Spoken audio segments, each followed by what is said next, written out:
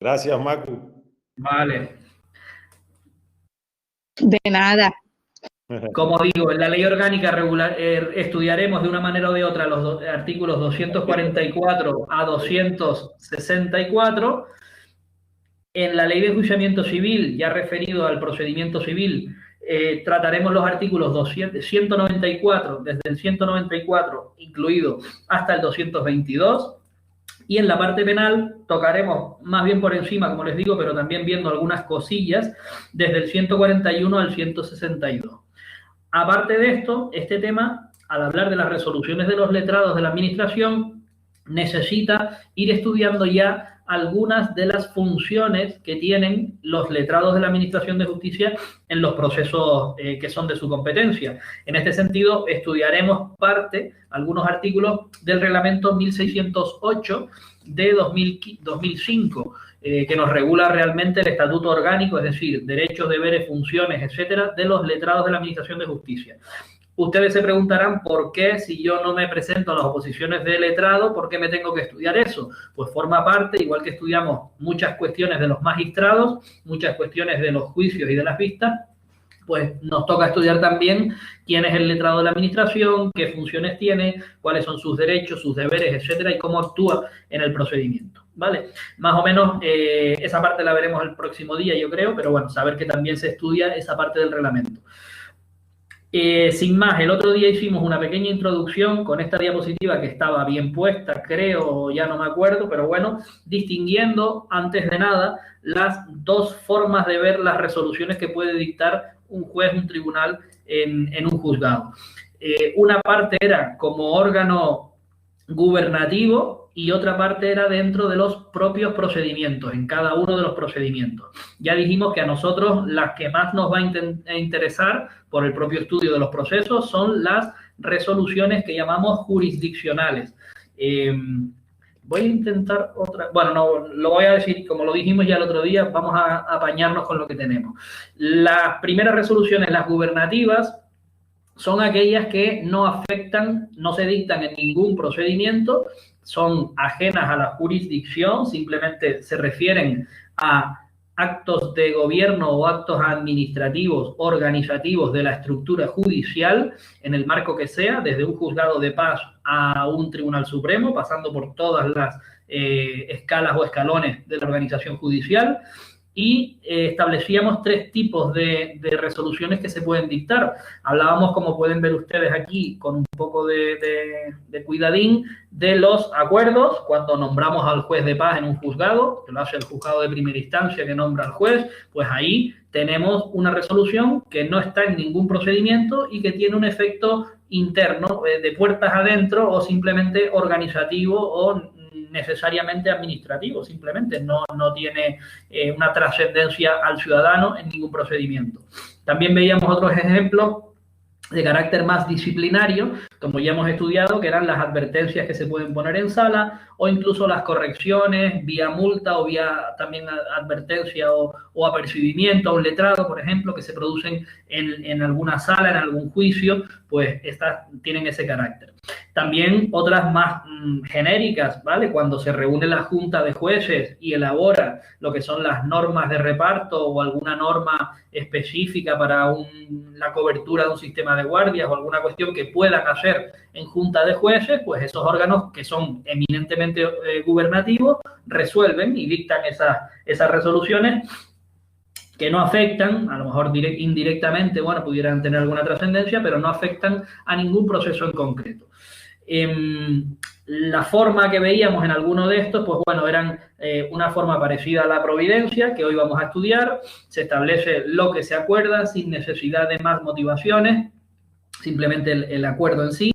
Y bueno, el recurso que cabe contra estas resoluciones, ya no hablamos de un recurso procesal que esté establecido en las leyes de procedimiento, ni en la ley de enjuiciamiento civil ni criminal, sino que tenemos que acudir pues a la parte de derecho administrativo. En este sentido, esta ley que nosotros no estudiamos, 39/2015, que regula el procedimiento administrativo común, pues establece una serie de recursos de reposición ante el mismo órgano que lo haya dictado, de alzada ante lo que llama el derecho administrativo el superior jerárquico común, aunque lo de jerarquía en judicial no está establecido, o bien el recurso extraordinario de revisión. Bueno, pues todos estos son un poco el trámite que llevan estas resoluciones. Como les digo, reguladas en el 244 de la Ley Orgánica, no hay que solamente saber lo que son, saber que existen y no confundirlas con las verdaderas resoluciones que nos interesan a nosotros, que son las jurisdiccionales. Sería este punto segundo, este cuadrito iría más para abajo y nos encontramos con una regulación más amplia, tanto en la ley orgánica como en las dos leyes principales de procedimiento, civil y penal, desde el 245 hasta el 248. En esos artículos y los que corresponden de la ley de enjuiciamiento civil y penal, nos va a hablar principalmente de dos grupos de resoluciones, las que ya vamos a manejar en todos los procedimientos. Nos tenemos que acostumbrar a que lo que vemos en la ley orgánica nos lo vamos a encontrar o igual o muy parecido en la ley de enjuiciamiento civil, en la criminal y muchas veces por remisión a ellas en la contencioso y en la de laboral. Por lo tanto, lo que aprendamos hoy nos sirve pues para todos los temas de la oposición. Dos bloques muy diferenciados de resoluciones. No confundirlos, aprendérnoslo pues como el Padre Nuestro o mejor.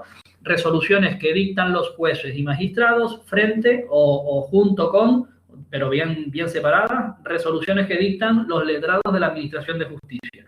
Ya la ley las ha separado en cuanto a competencias, procedimientos y responsabilidad de quién tiene que dictarlas. En cuanto a las resoluciones del juez, de menos a más, ya vimos el otro día, providencias, autos y sentencias. Hoy vamos a intentar ver todas y cada una de ellas. Resoluciones de los letrados de la Administración, un grupito de diligencias muy sencillas, muy escuetas, muy cortas, ¿vale? Muy fáciles de realizar si nos toca tramitarlas. Ese grupito engloba distintas formas o maneras de reflejar un hecho que tiene importancia para el procedimiento. Así nos encontramos con las diligencias de constancia, las diligencias de comunicación o muchas de las diligencias de ejecución pues de actos procesales que ya hemos visto en el tema de ejecución, el 17. Bueno, un escalón por encima, equivalente a las providencias de los jueces, equivalente en forma, equivalente o homologable en el procedimiento. Nosotros vamos a ver que hay procedimientos cuya competencia de trámite es del letrado, se encarga el letrado de la Administración de llevar ese procedimiento, pues dictará diligencias de ordenación. Lo que sería una providencia lo equiparamos de alguna manera a las diligencias de ordenación. Y por último, los decretos de los letrados de la Administración, que serían las resoluciones más similares o más equiparables a los autos de los letrados de la Administración. Si se fijan, las sentencias son patrimonio único e indiscutible del juez y de magistrados o tribunales, ¿vale? No hay ninguna sentencia que pueda dictar un letrado de la Administración. Bueno, volvemos un poco a la normalidad. Ya se los dije la semana pasada que es importantísimo saber, sobre todo a la gente que está empezando nueva, quién dicta las resoluciones. Siempre diferencian las resoluciones que dicta el letrado de la Administración de Justicia, resoluciones que dicta el juez. Esto es importantísimo, sobre todo para empezar a relacionarte con todo el temario este. Si lo estás viendo por primera vez, es importante saber eso, ¿vale? Todos los nuevos. Ok, le di aquí a un botón, ahora yo lo veo un poquito mejor, aunque tenga el margen negro. No sé ustedes, si no lo hago al máximo de tamaño. Se ve estupendo, Fran, se ve bien. Vale, okay, gracias.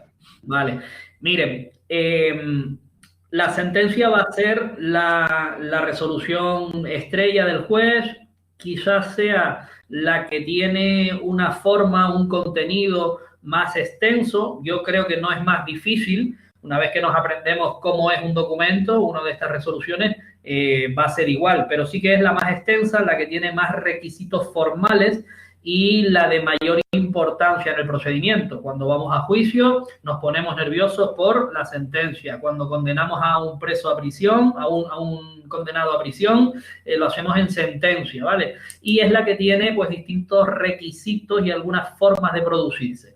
La ley nos habla en principio de que hay sentencias que incluso se pueden dictar de viva voz.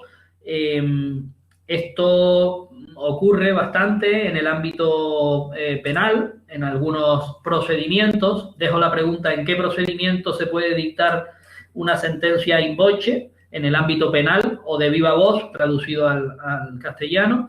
La ley nos marca que se puede dictar de viva voz cuando la ley lo autorice. Entonces, es una remisión genérica de la ley orgánica a esas leyes procesales. En concreto, en la ley de enjuiciamiento criminal hay procedimientos en los que nos va a decir que se puede dictar de viva voz una sentencia. Eso pues tiene anécdotas y tiene su forma de hacerlo, ¿vale? Normalmente se realiza justo terminado el procedimiento, sobre todo el acto de vista central, el acto donde se practica la prueba, y el juez tiene la posibilidad de dictar esa sentencia de viva voz. Si se acuerdan algunos de los que ya hemos visto penal, ¿cuáles son esos procedimientos? Pues que lo contesten, que es una buena pregunta.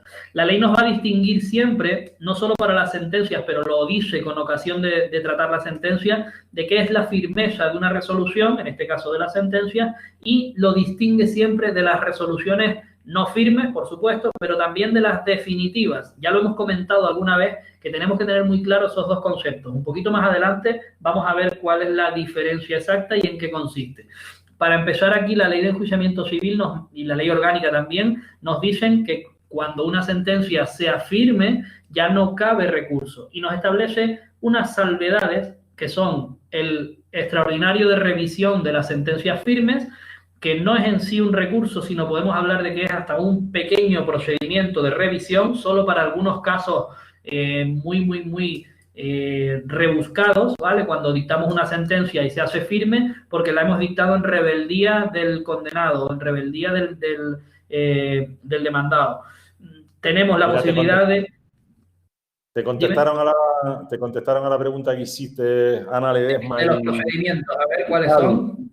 Sentencia de conformidad en los delitos leves. No, mezclaron los dos, que son sentencia de conformidad por un lado, que sería en los juicios rápidos por delito, y sentencia que puede ser de conformidad o no en los delitos leves, las antiguas faltas, ¿vale? Si recuerdan los que la hayan estudiado, los procedimientos de falta, eso te lo puso, Ana te puso las dos. Ana te puso la de delitos leves y la sentencia de conformidad para juzgado de lo penal. Correctísimo.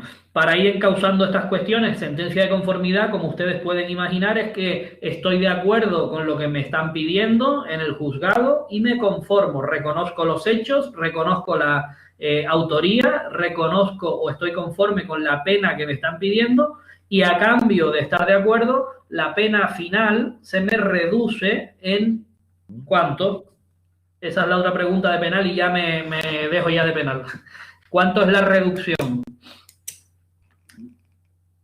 Bueno, como decía, firme quiere decir que no cabe recurso contra ella, contra esa sentencia. Lo que sí cabe es esa revisión de sentencia, que es un mini procedimiento en sí, o lo que llama la ley los recursos extraordinarios. Hablamos de la casación en su caso que quepa, ¿vale? Yo les pongo aquí que no lo confundamos con las sentencias, las resoluciones definitivas. Contra esas puede caber o no recurso, ¿vale? No tienen por qué ser firmes. Ya te contestó Ana, Carmen y Elisa Falcón. A ver, esas respuestas por ahí. ¿Cómo? Un tercio. Se reduce un tercio. La persona cumplirá 2/3 de la condena. Si son 6 años de prisión, pues fíjense, solo voy a cumplir 4. Me reducirán 1/3 la pena. Miren, la ley habla de cositas viejillas que ya no se usan mucho, pero bueno, si nos preguntaran, que suele ser una pregunta de estas que están por ahí en ese saco de preguntas que caen a la suerte, pues una tradicional, un clásico, por así decirlo, es ¿qué es la ejecutoria o qué es una ejecutoria? Nos tenemos que aprender, porque así lo pone la ley, que la ejecutoria es el documento público y solemne donde se consigna una sentencia. Y también, pues bueno, que aparece encabezada por el rey. Bueno, pues esto es así, es un formalismo. Ya hemos dicho muchas veces que el derecho y los procedimientos conservan muchas formalidades. Yo no digo que eso esté mal, ¿vale? Cierta rigidez en los ritos, en las formas, en las maneras de actuar es bueno. Realmente establece un poco la seguridad jurídica de que lo que se está haciendo es conforme a la ley. Otras cosas van cambiando pues porque ya son inútiles, porque se dejan de aplicar y al final cambian en la ley, pero traducido a nuestra oposición, todo lo que está vigente en la ley, aunque ya esté en desuso, aunque incluso haya alguna norma contradictoria que impida realizarlo, o cuando ya se haya visto pues que no tiene mucho sentido, porque los sistemas han evolucionado, sigue entrándonos como posible pregunta. Y no es la primera vez en que el tribunal acude a estos resquicios o a estas cosillas que quedan ahí, que no se han quitado de las leyes, para intentar pillarnos en las respuestas, ¿vale? Entonces, esta es una de ellas. Hoy en día, igual que todo lo que veremos de quién firma, si firma primero uno, si luego firma el otro, si el secretario tiene que firmar, ¿vale? Todos esos artículos referidos a la firma de documentos, de resoluciones, estaba pensado pues para el papel. Hoy en día, con darle al botón, aparece ya en el programa firmado, firmado, firma digital, no hay ningún problema. ¿Por qué no lo han quitado? Pues porque sigue estando ahí, tiene su sentido y bueno, pero ya prácticamente eso no ni se discute ni tiene más importancia. Ejecutoria, el documento, una vez que se hace público, ¿verdad? Dijimos que todas las sentencias se publican. Solemne porque va a cumplir todos los requisitos que vamos a estudiar hoy de la sentencia, y encabezado por el rey. Siempre vemos por su majestad el rey en su nombre, el magistrado no sé quién, no sé cuánto, ¿vale? Porque se supone que la justicia se imparte por jueces y tribunales, pero en nombre del rey. Bueno, pues eso por si nos cayera, ¿vale? Por si estuviera. Así de antiguo nos queda también una que ya les digo que no se usa prácticamente, precisamente por todo esto que hablamos de que se han separado las resoluciones procesales, judiciales y de letrados, por un lado de jueces y por otro de letrados, y ya se sabe quién tiene que dictar qué resolución, pero antes sí que se usaba mucho lo que llamamos la propuesta de resolución del letrado y un simple conforme, una fórmula que se añadía a ese propio documento donde el juez se lee lo que le proponía el letrado y estaba conforme. Era muy común, yo me acuerdo cuando yo entré, pues los últimos procedimientos que se estaban tramitando, que eran de ley antigua incluso, estaban llenos de propuesta de providencia del letrado, y después incluía el texto, el letrado tal, providencia, hágase tal cosa. El juez ya no tenía que dictar esa providencia, sino simplemente le mandaba, justo debajo le ponía el conforme. Como digo, esto está derogado, en desuso, pero ahí hay un articulito que lo mantiene vigente. ¿Qué sería esto? Pues una resolución más que estaría en ese grupo de resoluciones procesales, y conocerla, que existe o que existió realmente, y que consistía en eso, en una propuesta del letrado, la ponía y el juez simplemente le añadía el conforme. O a lo mejor no estaba conforme y dictaba él una providencia. Pues bueno, ya está, no pasa nada.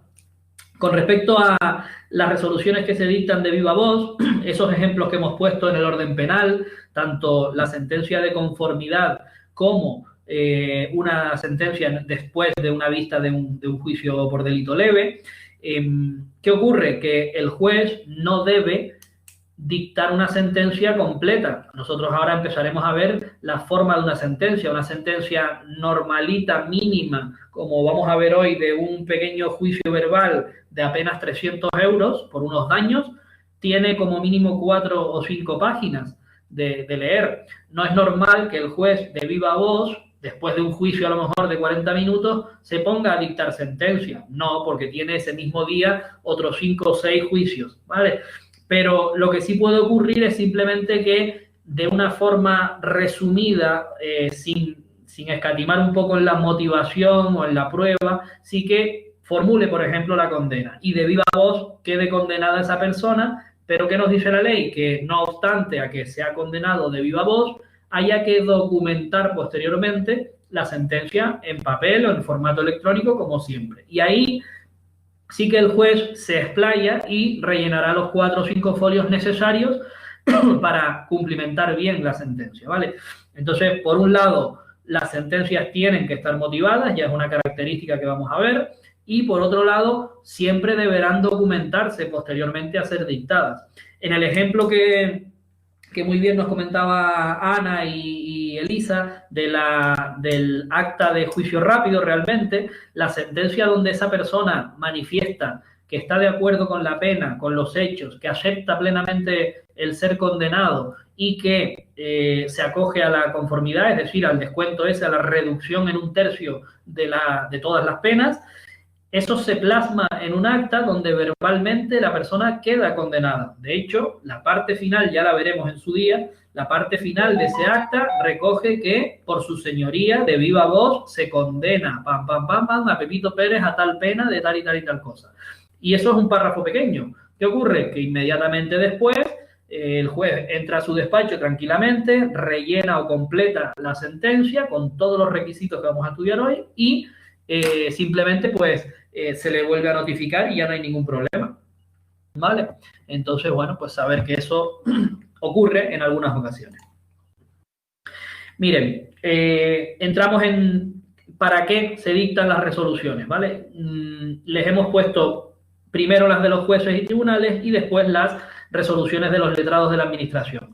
Muy sencillo, la ley nos va a establecer para qué se utiliza cada una de ellas, pero la trampa donde está en que vamos a tener algunos matices en la ley orgánica, algunos matices en la ley de enjuiciamiento civil y dentro de la ley de enjuiciamiento civil incluso algunas distinciones entre cuando los procedimientos son declarativos, es decir, juicio ordinario, juicio verbal, juicios especiales, o bien cuando estamos ante un proceso de ejecución. No va a cambiar nada, sino que complementa un objeto con otro. ¿Por qué? Porque en unos procedimientos se dedica a preparar un juicio en los declarativos y celebrarlo hasta sentencia, y en el proceso de ejecución lo que estamos es siempre averiguando bienes para ejecutar realmente una sentencia que ya traemos firme.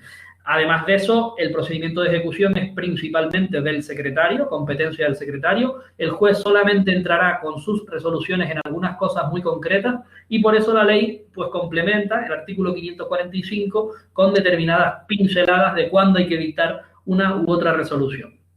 Miren, con carácter general, según ley orgánica, las sentencias, la resolución más importante de los jueces y magistrados, son aquellas que tienen por objeto decidir de forma definitiva el pleito. Fíjense que aquí utilizamos, lo usa la ley y lo pusimos aquí adrede, la palabra definitivamente.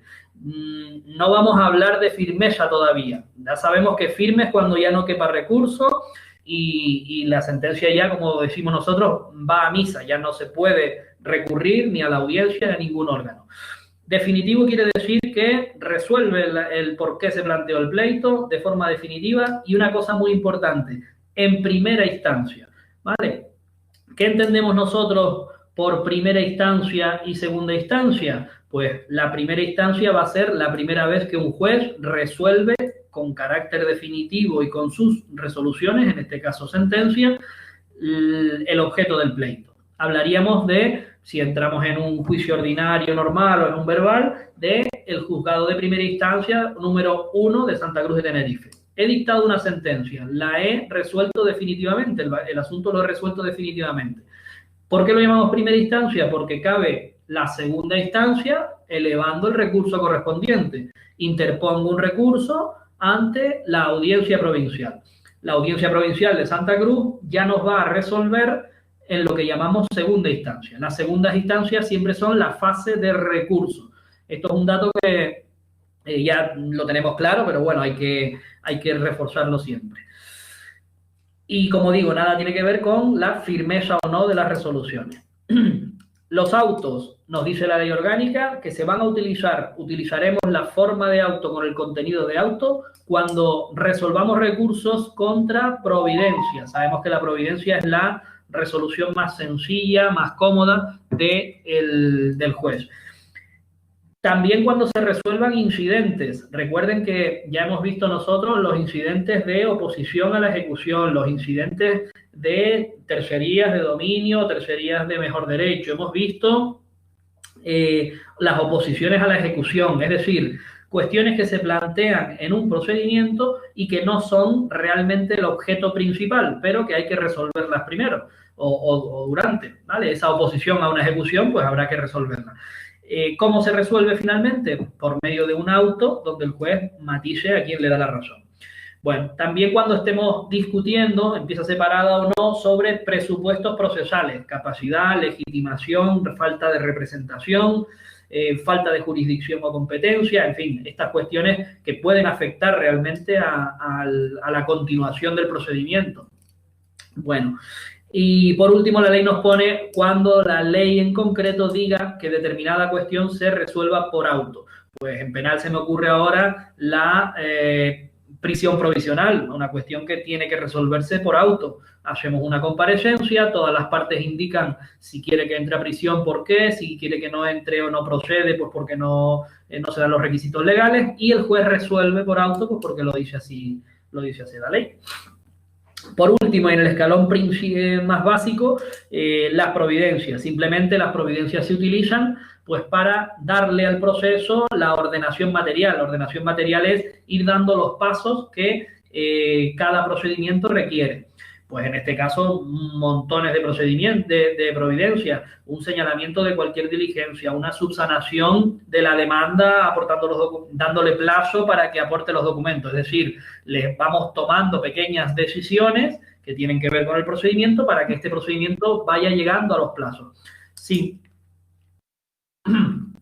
Bueno, en el otro grupo, en las resoluciones que tenemos de los letrados de la Administración de Justicia, el decreto, la diligencia de ordenación y ese grupo de diligencias que sencillas, rápidas, que lo que hacen es dejar constancia o reflejar determinados hechos o determinadas actuaciones que influyen en el proceso que se trate. El decreto se va a utilizar para admitir la demanda, ojo, en aquellos casos, demanda o solicitud, en aquellos casos en los que el procedimiento sea competencia del juez. Ejemplo, un proceso monitorio. ¿Por qué resolución se admite un proceso monitorio?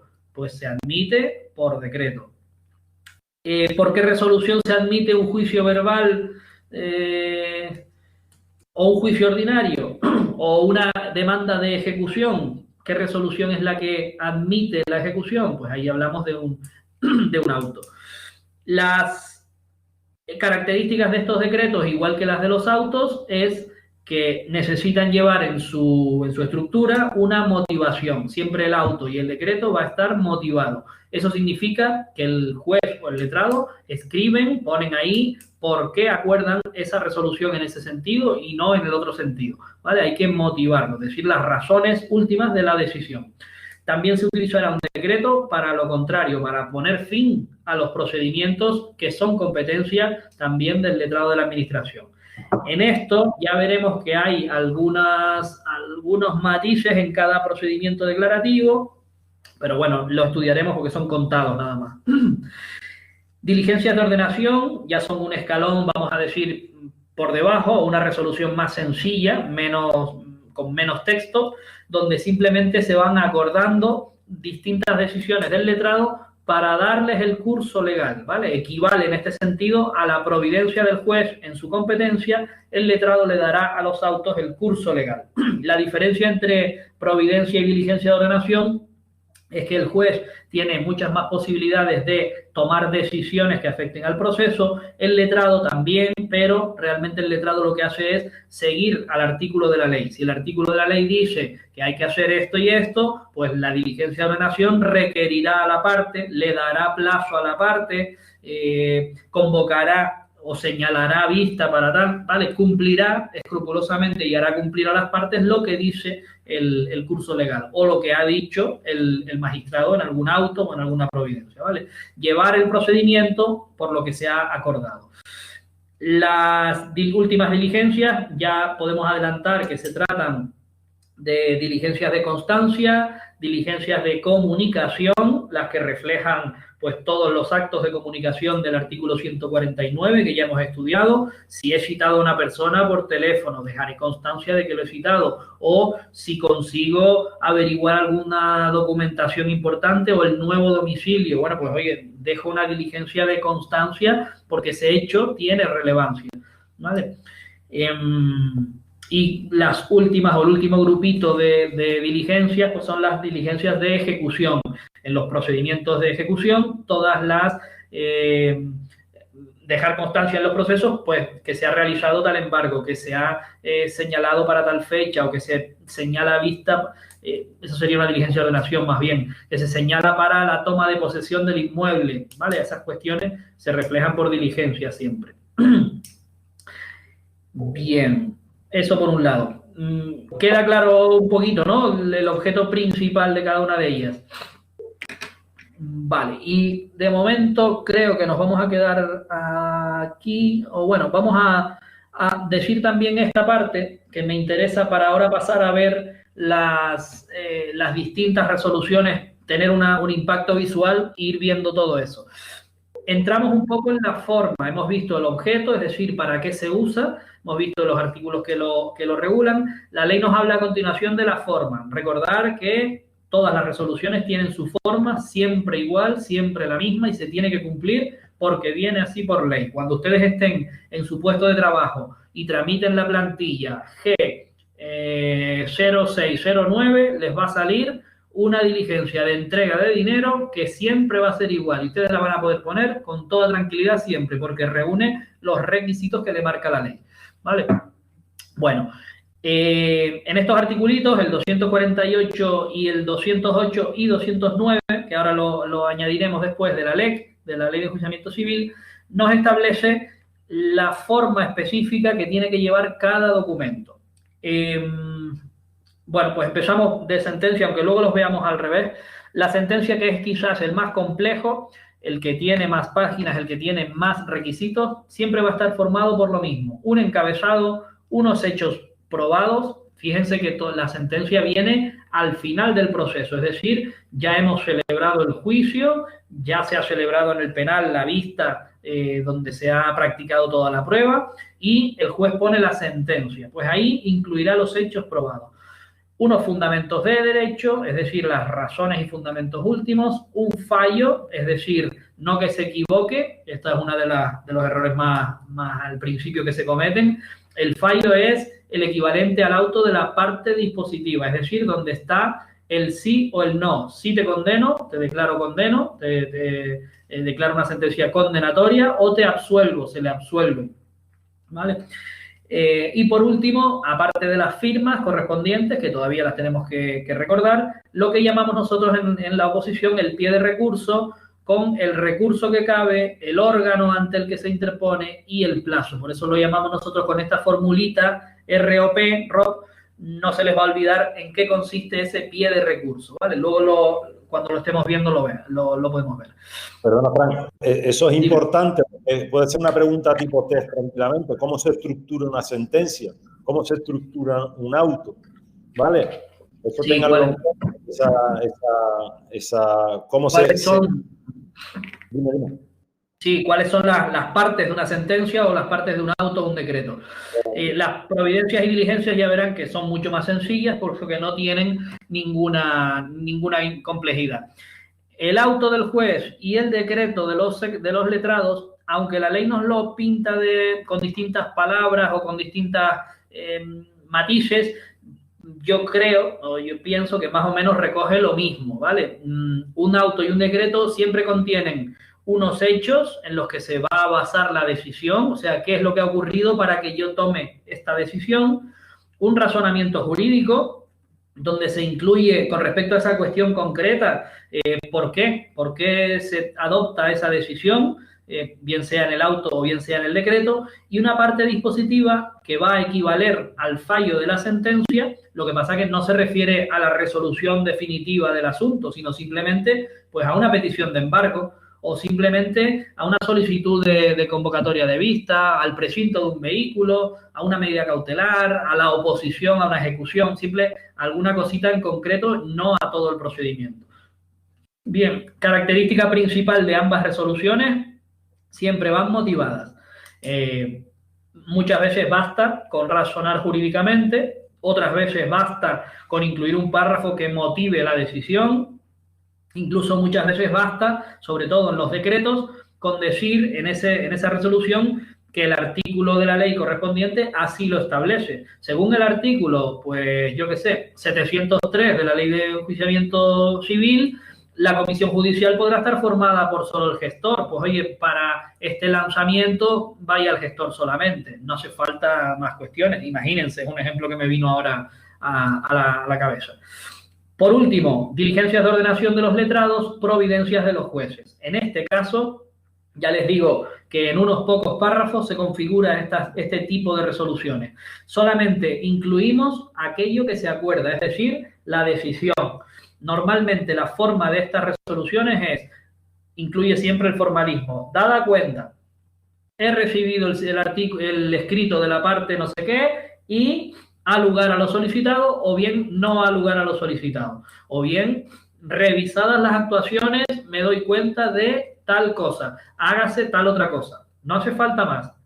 No hay que añadir fundamentos jurídicos, no hay que añadir ningún razonamiento, ni hay que añadir nada más. Se podrá hacer, por eso la ley nos habla en algunas ocasiones de providencias o incluso diligencias de ordenación que necesitan una motivación pequeñita, una motivación sucinta, breve, ¿vale? Que afiance un poco más la resolución que se está tomando. ¿Cuándo se puede acordar esto? También, no solo cuando la ley lo diga expresamente, sino cuando el letrado o el juez dicen, bueno, como es una resolución que va a cambiar un poco el curso del proceso porque le va a fastidiar al letrado del demandante, voy a motivárselo pues precisamente para que vea el por qué lo estoy adoptando y no me lo vaya a recurrir. O bueno, si me lo recurre, que sepa ya por dónde va la motivación que le voy a dar. Bueno, pues por eso la ley nos añade, en el 249 creo que es, cuando se estime conveniente, ahí entraríamos en eso, y estimo que no solo tengo que tomar la decisión del embargo de vehículos, sino tengo que motivarlo un poco. Oye, no existen otros bienes que le causen menor perjuicio, tengo que embargarle el coche pues porque ya no me queda otra solución alternativa. Bien, o también cuando la ley en algunos casos nos obligue a motivar de alguna pequeña manera esa resolución. Bueno, visto la teoría, vámonos a ver en la práctica. Voy a cruzar los dedos para que esta vez sí que no haya ningún error y lo podamos hacer. Yo creo que sí va a salir. Vamos a ver. Compartir pantalla. Y compartir toda la pantalla. Selecciono y compartir. Vale. Y ahora nos vamos a las más sencillas. Vamos a empezar por diligencias de constancia, diligencias de ordenación y diligencias de comunicación. Miren, estos documentos, ¿se ven? Sí. Oh, mejor, perfecto. Estos documentos son lo que veíamos en su momento de la protección de datos. Como ustedes se pueden fijar, hemos mantenido todo lo que se puede mantener, hemos eliminado todos los datos que se refieran a algún procedimiento o puedan incluso determinar algún dato que no se puede revelar. No obstante, siempre lo advertimos cuando vemos esto o cuando estudiamos estos documentos. Si ustedes en la lectura ven algún nombre de alguna persona, alguna cuestión, no pueden usarlo y lo quitan y simplemente pues no estará por puesto. Yo creo que no se me ha escapado ninguno. Miren, estas son las plantillas que ustedes van a trabajar en su puesto de trabajo. El programa ya configura todas las partes externas, incluso esta parte de aquí arriba, que denominamos el encabezado. Voy a explicarlo, aunque nos peguemos un poquitillo más, pero así se nos va a quedar bastante más para siempre ya. Son todas prácticamente iguales. En nuestro programa de gestión, el Atlante 2, las configura así. En otras comunidades, pues hay otros programas y tienen una forma distinta. Pero todas las resoluciones tienen la misma forma y estructura. Y eso es bueno y es positivo para los procedimientos, para que haya la misma justicia en un sitio que en otro. En este caso estamos estudiando una diligencia de ordenación que realiza un letrado de la Administración de Justicia. Lo primero que nos encontraremos siempre va a ser el encabezado, el encabezamiento o la cabecera que llama el programa, donde están los datos genéricos, los datos, pues primero el juzgado de qué se trata, incluso nuestro sistema incluye la sección, aquí pondría Fran o SEO o ustedes, el funcionario que sea, con tu clave, tu identificación, si quieres, o te pones un nombrete o lo que sea. Sección, yo soy FRA, pues Fran, no pasa nada. ¿Qué juzgado dicta la resolución con sus datos de comunicación? ¿Qué procedimiento es? En este caso es una ejecución de título judicial. Aquí iría el número completo, 1/2020, por ejemplo. Procedimiento origen, pues algún dato más de dónde viene y todo eso. Una cosita muy importante que ya nos va a servir para el tema de oficina judicial, para el tema de modernización de la justicia, para el tema del expediente digital y para el tema de firma digital y papel cero, el NIG. El NIG es un número de identificación general que desde que un procedimiento entra hasta que se archiva y durante toda la fecha de archivo se mantiene igual, pase lo que pase y vaya donde vaya.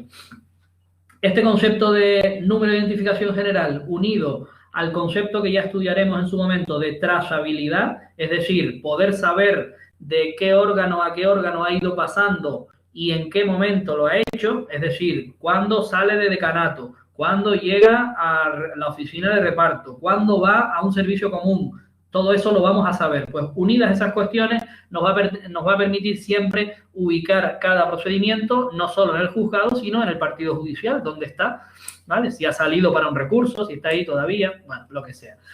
La materia, pues ya nos pone la materia, y el identificador del juzgado, pues también lo tendríamos ahí. Segunda parte de aquí, ¿quiénes intervienen? Ustedes ven aquí la intervención, tenemos en este caso ejecutante y ejecutado, no hay ningún problema.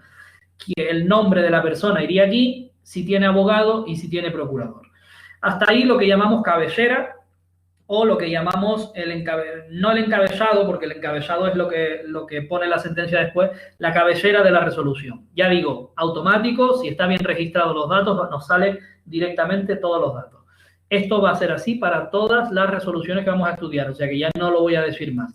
En este caso tenemos una resolución que se llama diligencia de ordenación, como ven ustedes aquí, del letrado de la Administración de Justicia, con la fecha en que se dicta, y en este caso, pues miren, simplemente es una de tantas que dictamos al día, donde prácticamente no hay que hacer mucho. En un procedimiento de ejecución, alguien nos ha pedido la averiguación de patrimonio de esta persona, del ejecutado. Lógicamente, si le debe dinero, lo estamos ejecutando, averigüe si trabaja, si tiene casa, coche, cuentas, dinero, etcétera, para yo saber qué pido que le embarguen. Pues bueno, nosotros le estamos diciendo que he recibido su escrito, que se integre en el procedimiento y que tiene razón, procédase a consultar la base de datos de tal y tal para la averiguación. Muy bien. Si se fijan, aquí no le estamos justificando nada, simplemente la máxima justificación le hemos dicho: de conformidad con lo que pone el artículo tal de la Ley de Enjuiciamiento Civil, hágase. Y ya está, no pasa nada. Ahora, lo que sí que no se nos olvida es el pie de recurso. Aquí lo tienen. También se aplica en todas las resoluciones y, bueno, lo diré alguna vez más para ver qué cambia y que varía el tipo de recurso y eso. Miren, modo de impugnación, es decir, ¿esta resolución es firme? No. Luego tendré que decirle a la parte que puede recurrir qué recurso cabe, la R, ante qué órgano, ante este letrado de la administración, órgano, y en qué plazo. Plazo, pues en este caso le corresponde de 5 días. ¿Por qué? Porque es un recurso de reposición. Recurso, órgano ante quien se te pone y plazo para recurrir. Este es el famoso pie de recurso. Bueno, pues esa diligencia de ordenación tan sencilla, pues es muy, muy, muy habitual. Como les decía, hay otro grupito de diligencias menores o que son incluso menos importantes que las de ordenación, donde solo hacemos reflejar los hechos que tienen trascendencia para el procedimiento. Así hablamos de constancia, de comunicación o incluso de ejecución. En este caso les hemos traído pues una diligencia de remisión de los autos a fiscalía. Pues no sé si esto será, no debería ser una ejecución, pero bueno, imagínense un proceso de menores o de una incapacidad donde fiscalía nos pida las actuaciones para examen, para emitir su informe. Pues miren, aquí la extiendo yo, el letrado de la administración, hago constar pues algo, que en esta fecha se mandan para Fiscalía de Santa Cruz los autos, compuestos de tantos folios, tal y tal y tal. Eso tiene cierta relevancia para el procedimiento, sobre todo si se pierden, no sería la primera vez que un procedimiento entre que va a un sitio y vuelve pues se extravía, a lo mejor no se pierden, pero sí que se extravían, pues tantos folios útiles y lo mando en tal fecha. Esto queda en el procedimiento y a partir de ahí ya se sabe que está a camino de fiscalía. Bueno, esa sería una diligencia de constancia. Lo mismo puede ser la que yo les comentaba de diligencia de constancia de llamada telefónica. Puestos en contacto con la demandante, me comunica que su actual domicilio es tal, tal y tal. Punto. Es un dato que tiene alguna importancia, lo hago constar en esa diligencia, con la fecha, incluso la hora o lo que sea. Bueno. Otro ejemplo, en este caso una diligencia de comunicación. Pues miren, aquí tenemos diligencia de comunicación, lo mismo en algún procedimiento, con todas las partes bien incluidas, diligencia de comunicación. Hago constar que tengo a mi presencia en este tribunal a fulanito con tal DNI, en este caso pues sería el demandante, el demandado, lo que sea, y le hago entrega de tal cosa. Vamos a ver qué le entregó. Una cédula de emplazamiento, perfecto. Le digo para qué, le digo el plazo, le digo el órgano, le estoy emplazando, ¿verdad? ¿Quién se acuerda? El emplazamiento lo que hacía, ¿verdad? Era dar un plazo, un término a la persona para realizar alguna conducta procesal. El más conocido y que le planteábamos como ejemplo era le emplazo para que comparezca ante este juzgado en el plazo de tal y requerirle de bienes, o le emplazo, requerirle de bienes no, le emplazo para juicio, le emplazo para contestar a una demanda, son los emplazamientos, o le emplazo para que usted se persone durante 10 días en la audiencia provincial, porque hay un recurso allí. Bien, le entrego una cédula, la cédula es un documento que se confecciona con todos estos datos, y le entrego también pues el auto donde se acordó y tal, ¿vale? Pues le he hecho un acto de comunicación. La forma de integrarlo en el proceso será mediante estas diligencias. Aquí estamos viendo un montón de conceptos de actos de comunicación que nos interesan sobre todo para el examen de auxilio. Aquí estamos realizando un emplazamiento, acto de comunicación, estamos realizando una notificación porque le estoy entregando copia literal de la resolución, le estoy diciendo el asunto, le estoy diciendo el recurso, el plazo y el órgano, o sea que estoy, como el señor vino al juzgado, estoy dejando constancia de todo lo que hago con él. Esta misma notificación y este mismo emplazamiento se podría hacer mediante entrega, pero con el compañero de auxilio que saliera a su domicilio, ¿verdad? Y también se podría hacer mediante remisión de las correspondientes cédulas, si el señor me lo recoge a correos, ¿verdad? También sería una forma de comunicarlo. Y también, por último, si no lo encontrara de ninguna forma, ¿cómo lo haría? ¿Cómo haría finalmente si ya he intentado todo esto y no lo he conseguido? ¿A qué artículo? Vamos a afinar bastante los que ya lo sabemos. ¿A qué artículo y cómo tendría yo que recurrir para realizar por fin el emplazamiento y la notificación si no lo encontrara este señor? Esa sería la preguntita. Bueno, y yo creo que ya tenemos todas las diligencias. Nos faltaría algún ejemplo de diligencia de embargo, por ejemplo, una diligencia de constancia de la remoción de un vehículo. Bueno, esas son las de ejecución, pero el mecanismo es el mismo. Dejar constancia en autos o reflejar en los autos alguna cuestión que tiene cierta importancia o trascendencia para el procedimiento. Decirles que, si se dan cuenta, hemos dejado los prácticos un poco aparcados. O sea, ya desde que Fran camina un poquito más con el tema 26, pues ya volvemos a retomar los prácticos. Sí, haremos algunos. Hay prácticos de diligencias de citación, de diligencias de embargo. Todo eso lo vamos a ir repasando ya. Tenemos que coger una parte de esas tareas que mandamos, o un día, en lugar de hacer un test como el que vamos a hacer hoy, pues a lo mejor en vez de hacer un test hacemos un práctico. Sí. O sea, decirles que no tenemos abandonadillo ahí los prácticos, pero entre comillas, o sea, que no nos hemos olvidado de ellos. Lo único que estamos buscando un poco la materia que vamos viendo para meterles el práctico y que les cueste menos hacerlo. Y comentar. Podríamos hacer 20 preguntas test más un práctico de 10-15 preguntas. Eso también lo vamos a tratar. Eso.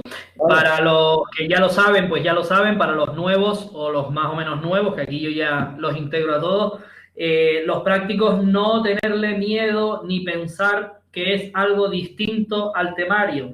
La forma de afrontar un práctico es haber hecho muchos, por supuesto, tener cierta soltura en qué es lo que me están preguntando, pero el práctico no es más que una serie de preguntas en las que muchas son prácticamente teóricas. Solo tenemos que ver si están utilizando algo del caso práctico para preguntarme, ¿vale? El truco es ese, no tiene más complicación. La pregunta, cada vez más, además, las incluyen prácticamente literales.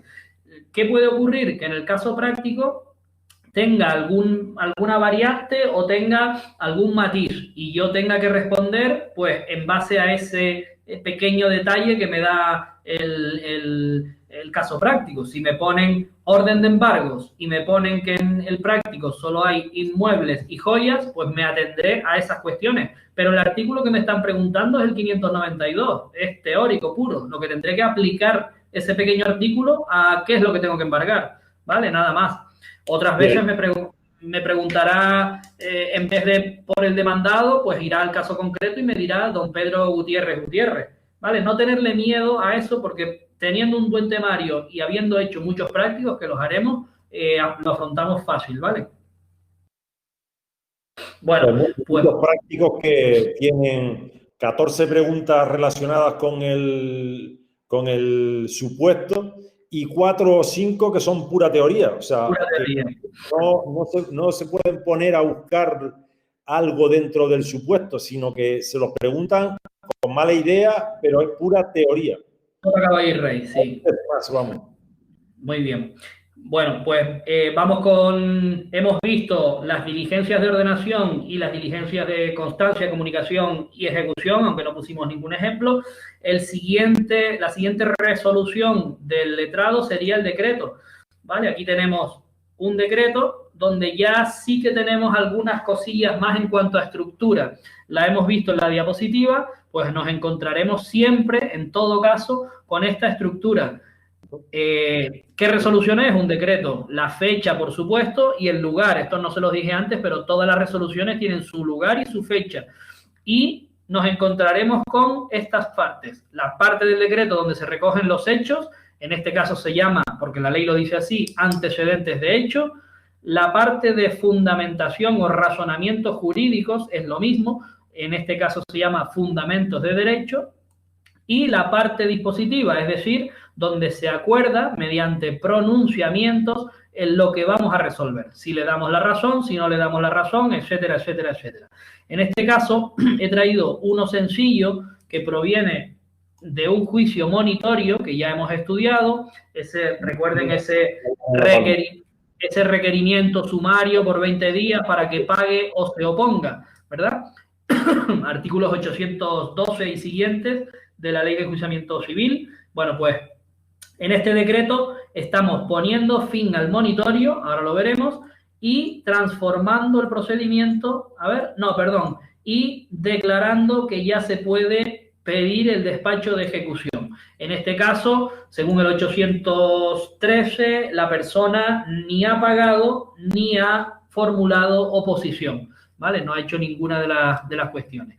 ¿Qué va a pasar? Pues que en la primera parte de los antecedentes de hechos nos va, como si dijéramos, a contar la historia, nos va a contar el rollo que ha ocurrido en el proceso. En este proceso que promovió fulanito, se ha requerido a menganito para que en 20 días, ya sabemos que el monitorio son 20 días, pague la cantidad de tanto. Bueno, Fran, dime. Decirle, sobre todo a los nuevos, que todo todo lo que está redactado ahí, tenemos la plantilla dentro del programa. Nosotros lo que hacemos es adaptar esa plantilla al caso concreto. ¿Vale? No quiere decir que ustedes se tengan que redactar. Eso era a la antigua. Hace un par de años, pues sí se hacía así. Tenías que buscarte la vida, fabricar tú el decreto con la ley y toda la historia. Pero bueno, eso, gracias a Dios, ha cambiado muchísimo.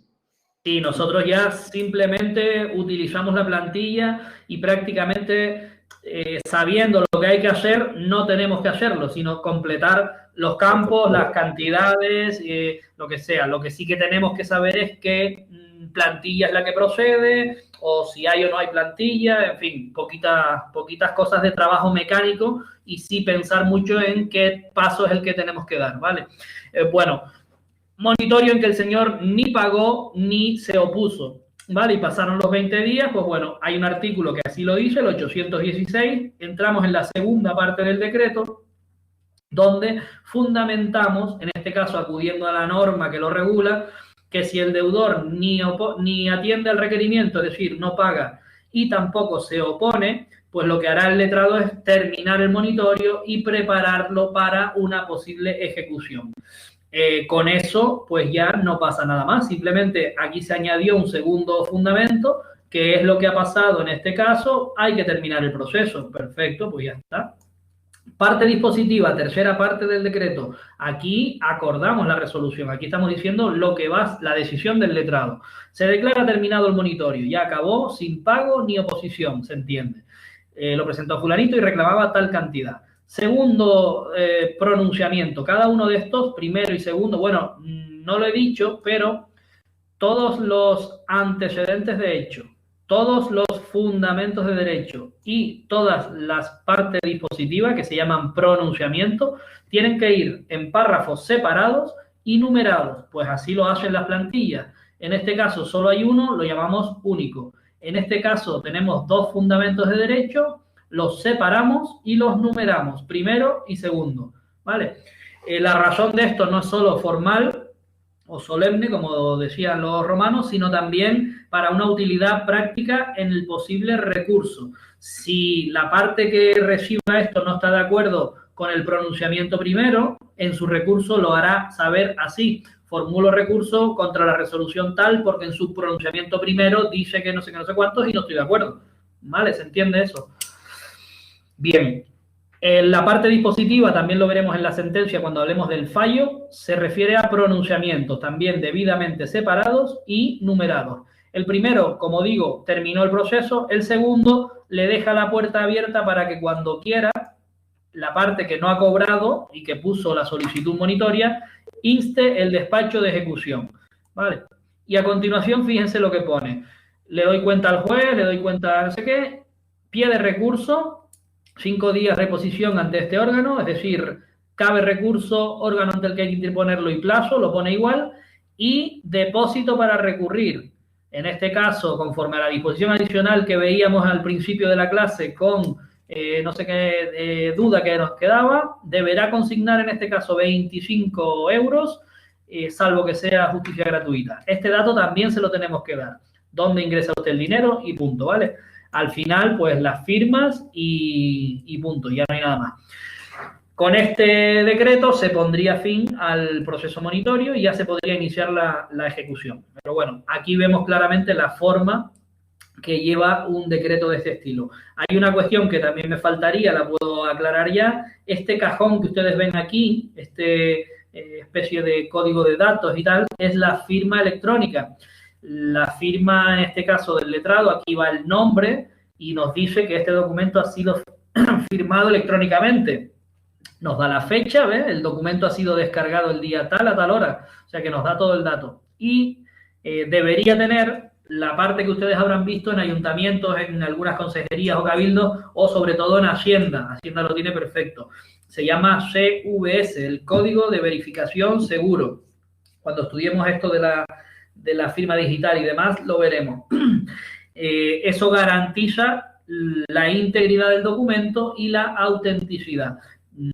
Es el documento y todo el documento, no hay nada que se escape porque está garantizado con ese código de verificación segura. Nuestro programa, que es muy bueno para muchas cosas, aquí falla bastante porque no tiene ese código de verificación segura. Eso nos plantea pues muchos problemas en registros de la propiedad, en notarías, pues bueno, en registros mercantiles también, que exigen ese código que aún no tenemos. Bueno, vista el decreto, vista las diligencias, nos saltamos a las resoluciones del juez y vamos a ir de menos a más. Empezaríamos por una simple providencia. Creo que se ve. Una simple providencia con la misma cabecera, con todos los datos que hemos visto. En este caso ya hablamos del juez fulanita de tal, menganita de cual.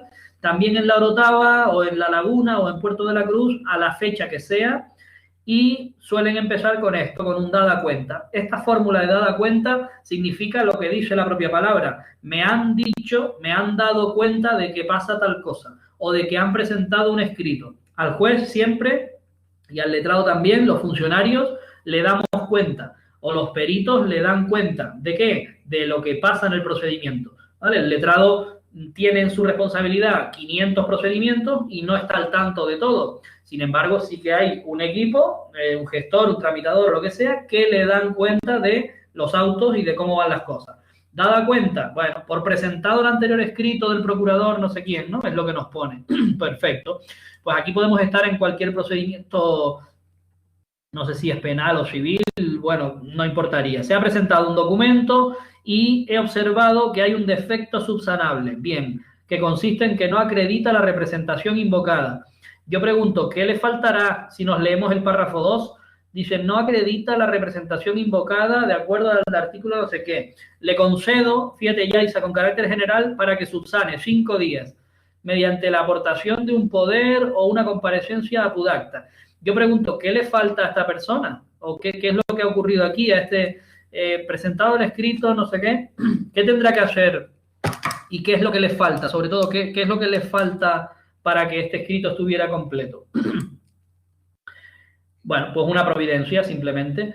No me lo ha subsanado, subsánelo. Esto podría ser perfectamente unas diligencias previas, un sumario o un juicio... Te contesta Yaisa. Sí, pregunta, procurador. Procurador, perfecto. Le falta procurador. Nos dice que fulanito de tal procurador actúa en nombre y representación de la persona. Y eso no me lo acredita, porque en el punto 2 digo que no me ha aportado ni el poder a pleitos, ni ha hecho una comparecencia en el juzgado para hacer el poder apudacta. Entonces, no, por mucho... Patricia León te pone representación, que es lo mismo. Vamos. Exactamente. Le falta la representación del procurador. Normalmente, en esos 5 días, la persona, la persona interesada va al notario y dice que le concede un poder al procurador menganito para el juzgado, un poder a pleitos. Le paga los 50 o 60 euros que vale y lo aporta en el plazo de 5 días. Si no quiere gastarse el dinero, viene al juzgado, nos dice que quiere hacer una comparecencia para designar al procurador y le sale gratuito, pero solo le vale para ese procedimiento. Vale. Bueno, como dijimos que entre medias, entre el auto y la providencia estaba la sucintamente motivada, pues tenemos un ejemplo aquí. Simplemente, esta la vimos en clase además. Cuando se resuelve un incidente de nulidad de actuaciones, decimos que se podrá pedir que se declare la nulidad de la actuación procesal que sea y que se resolverá por providencia sucintamente motivada. Pues bueno, nosotros le estamos diciendo que no vamos a tramitar su expediente, o sea, se resuelve la inadmisión de este incidente de nulidad. Le decimos que no lo vamos a tramitar, todas las circunstancias no se dan en el caso, por lo tanto, no voy a ni siquiera tramitar la nulidad que usted me está pidiendo. ¿Vale? Creo que es el propio artículo 228 o 229 el que dice que esa inadmisión del incidente se resolverá por providencia sucintamente motivada. Realmente aquí la motivación que le estamos dando es decirle, bueno, que excepcionalmente se permite siempre y cuando se produzcan los requisitos que establece la ley y que vistas las alegaciones que ha hecho esa parte, pues en este caso no se dan los requisitos legales y por tanto debo inadmitir el incidente sin que quepa recurso, ¿vale? Esta es una de las poquitas veces en que la ley nos pone expresamente que sea por providencia sucintamente motivada. Estas las vemos bastante poquito, la verdad. Ya no me quedan más providencias, están vistas las normales y las sucintamente motivadas y nos quedaría el auto y la sentencia, que son las dos últimas y principales resoluciones del juez. El auto y el decreto son muy similares. Después de la cabecera, la forma de auto, la fecha y el lugar, tenemos la misma estructura. Unos hechos, da igual que ponga fundamentos de hecho o hechos simplemente, unos razonamientos jurídicos o fundamentos de derecho y una parte dispositiva con sus pronunciamientos. En este caso, lo que tenemos es un auto en penal que empieza un procedimiento que se denomina diligencias previas y en este caso lo acumula a otro que ya teníamos. Bueno, pues se supone que hemos empezado un proceso y lo que nos llega después es un complemento que se llama diligencias ampliatorias de la policía, donde añaden pues un montón de cuestiones. Puede ser una persona nueva que intervenga en el procedimiento, un informe que ha llegado a posteriori, ¿cómo se llama? La ficha del delincuente con la afiliación, los datos, las huellas, etcétera. Pues eso se incoan previas y se acumula, porque ya sabemos de qué va el procedimiento. Pues bueno, este auto lo que tiene es una fundamentación en párrafos separados y numerados y una decisión simplemente de empezar previas, darle parte al fiscal y acumularlo, para que se siga tramitando en un procedimiento en vez de en dos. Pues bueno, no hay ningún problema.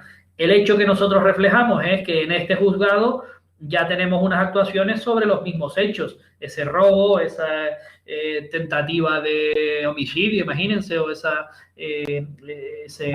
delito de lesiones, en fin, cualquier delito que se investigue ya en el juzgado, le acumulamos vía procedimiento otra cuestión que tengamos, ¿vale? Un auto con una resolución y no se olviden del recurso. En este caso tenemos un pie de recurso diferente, el recurso que cabe es reforma porque estamos en penal, equivale si se fijan al de reposición porque se interpone ante el mismo órgano que dictó la resolución. El plazo, sin embargo, cambia. En vez de 5 días que le dábamos antes en civil, ahora le estamos dando 3 días. Estas cuestiones que yo menciono que son al margen del tema, esto pertenece al tema de recursos, incluso en auxilio entra muchísimo menos. Son cositas que yo lo que pretendo es que les vayan calando y que se le vayan quedando para que cuando nos toque estudiarlo fuerte nos suene, por lo menos, y de una vez que se explique otra vez el recurso de reforma ya sepamos un poco de qué estamos hablando, ¿vale? De momento saber, sí. Vete terminando para que nos dé tiempo a hacer el test. Bueno, finiquitamos, nos queda la sentencia solo. Vamos a la mejor de las mejores, ¿vale? Sentencia. Ya nos podemos imaginar que es la más larga. Nos podemos imaginar que es quizá de las más importantes, aunque no siempre, y ya hemos dicho que ponen fin al procedimiento, son definitivas, resuelven el objeto del pleito con carácter global, ¿verdad? Y en primera instancia o resolviendo el recurso en segunda instancia. Sentencia. La estructura va a ser la misma, nuestro encabezado con las partes, lo que sí que vamos a contar un poquito más las cosas. En los hechos tendremos más cositas que contar porque han pasado más hechos, han ocurrido más. El encabezamiento, muy importante, ¿quién es el juez? ¿Vale? Irá el nombre del juez en este juzgado de primera instancia de instrucción, número tal de tal sitio. He visto los autos del juicio verbal, ¿vale? El juicio verbal con el número que sea. ¿Quiénes son las partes? La ley nos dice que en esta parte del encabezamiento van todos los nombres de las partes, de sus abogados y procuradores, del juez y de las entidades que puedan intervenir, si es que intervienen también en calidad pues de asegurados o terceros intervinientes. Todos los que intervengan en el procedimiento tienen que ir con sus nombres aquí. En este caso ya les digo que es un verbal muy simple de responsabilidad de un accidente de circulación, de una posible indemnización que se reclamaba por un accidente de tráfico, ¿vale? Una aseguradora que no quería pagar. Bueno, pues ese es el pleito. En este caso, pues estarían el demandante, fulanito de tal, con su procurador, el letrado fulanito, contra la demandada, la entidad de seguros, seguros guay de la vida, con el procurador no sé quién y el letrado no sé cuántos. ¿De qué va el pleito? Pues mire, es un juicio verbal, que ya lo sabemos, sobre daños y perjuicios derivados de una circulación de vehículos a motor. Bueno, pues esto es un verbal inferior a 2.000 euros, pero que han venido con abogado y procurador. Bien. Segunda parte del procedimiento. ¿Qué hemos hecho? Pues aquí hay que contar desde que se presentó la demanda. Esto nos sirve un poco para ver el cauce del procedimiento. El demandante presentó su demanda. ¿En dónde la presentó? En el decanato. Bien. El escrito fue en tal fecha. Se repartió, el decanato tiene la función de recibir y repartir, registro y reparto. Bien, pues repartió a este juzgado y se dio número como juicio verbal 1/2020, muy bien. En la demanda me pedía tal cosa. 1, que es el dueño del coche no sé quién. 2, que tuvo un accidente cuando estaba en el bodegón Pepito. Recibió el impacto en una puerta, ¿verdad? ¿Por quién? Por otro coche, un Ford EcoBoost con matrícula no sé quién. ¿Qué pasaba en ese caso? Pues que la persona estaba maniobrando para salir de un estacionamiento, lo hizo sin aviso, bueno, cuenta un poco lo de la demanda. El vehículo fue peritado en el taller y los daños, mira, aquí tenemos la cuantía que se reclama, 288 euros de un informe de tasación. Bueno, la aseguradora dijo que no, prácticamente. Bien, se invocan tal, esa es la demanda, perfecto. Otro hecho, segundo, en párrafos separados y numerados. Una vez que está la demanda, que viene emplazamiento para contestar a la demanda o oposición, perfecto, pues la compañía de seguros se opone, niega que participe de la asegurada en el siniestro, cuenta su versión, considera lo que sea y pide que tenga por contestada la demanda, que se celebre la vista y que se diga que no y que no se le condene a nada. Bueno, se dictó una diligencia para señalar juicio, el siguiente paso se señaló para tal fecha. Bueno, ¿qué podría haber ocurrido aquí? Un tercer hecho que diga se suspendió por enfermedad del procurador, por falta de citación de alguien, porque un testigo pidió no sé qué, se suspende y se vuelve a señalar. Pero no, en este caso el tercer hecho ya nos dice que se celebró el juicio, toda la parte de prueba, supongo. Miren, testifical de don Pepito, la pericial de no sé quién, se admitió la prueba y seguimos. Cuarto hecho, se ha cumplido todo lo que dice la ley. Bien, hasta ahí la primera parte de antecedentes de hechos o fundamentos de hecho también se llama. Fundamentos de derecho, razonamientos jurídicos o consideraciones jurídicas, realmente fundamentos de derecho. Aquí nos va a contar el juez, yo no voy a relatarlo, todas las normas, todos los artículos, todo el razonamiento de lo que ha ocurrido con lo que dice la ley para fundamentar el fallo, que es lo que viene a continuación. Fíjense aquí la juez todo lo que ha puesto, también en párrafos debidamente numerados y separados. Lo importante, que he dicho todo lo anterior y todas las normas, el juez ya tiene claro que el coche saliendo de ese impacto le dio en un impacto en la puerta trasera de tal y que los daños fueron no sé cuántos. Una vez acreditada la dinámica del accidente, los daños causados y la responsabilidad, pues ya tiene el fallo preparado, que es lo que nos dirá después.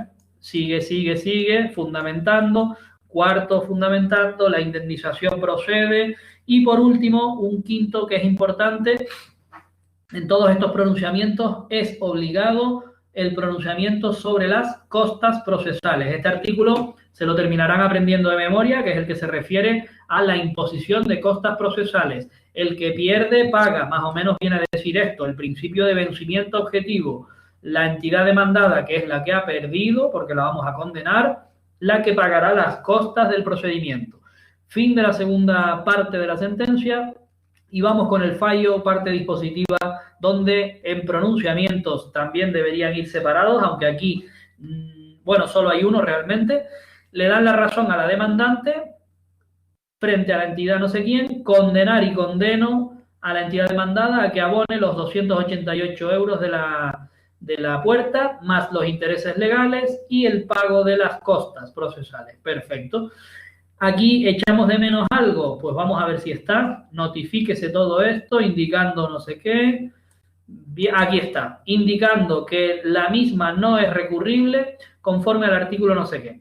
Y es que, a ver si alguien sabe decirme, esta sentencia no cabe recurso.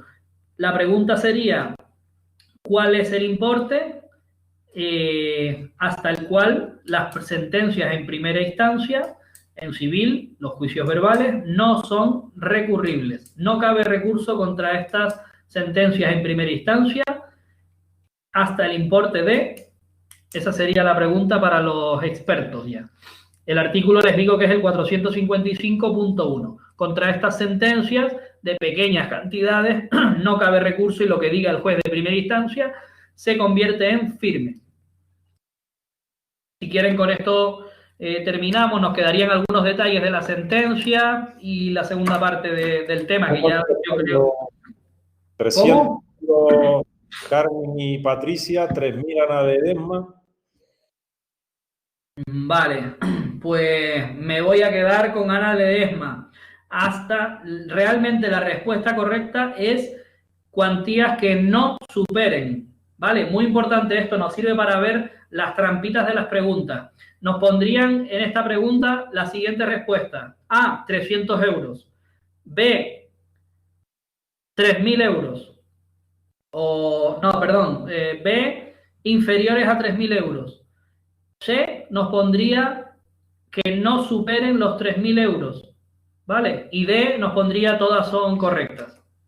La respuesta sería C, que es exactamente que no supere los 3.000 euros. Luego, los 3.000 euros son incluidos. Es decir, si lo que se condenara son 3.000 justos, tampoco cabría recurso. 3.001 ya sí cabría recurso. Se la pueden poner como hasta 3.000 euros también.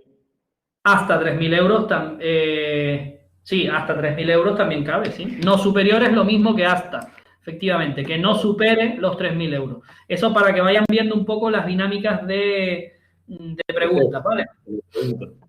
Bueno, pues dejo de compartir pantalla, paro la grabación y